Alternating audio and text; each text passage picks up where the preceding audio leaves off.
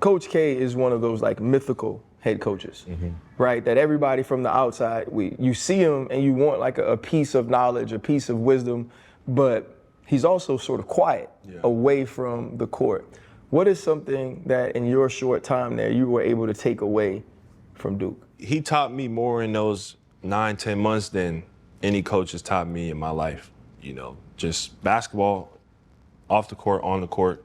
One thing he always stressed, especially to me, was having a strong presence and a strong face, as he would say, but really a strong presence where, you know, any room you walk into, you know, whether it's a basketball gym, a meeting room, you know, an interview, you know, having a strong presence about you, having a strong, you know, strong appearance, strong look. You know, you don't want to show any forms of weakness. You don't want to show fatigue. You don't want to show frustration, sadness. Like, you want to look strong in everything you do. I think that was something that as an 18-year-old going into college, I didn't really understand at the time, or like didn't have a full grasp of like what he meant when he would say that. And I think, you know, ever since kind of I've left, it's like I've seen exactly what he means and exactly what he was talking about, where like, you know, these rooms you're walking into as a professional athlete, you know, you don't want to show weakness, you don't want to show any of that because, you know, you're being looked at as, to the team, as an investment, right? They're going to pay you millions of dollars to represent their franchise.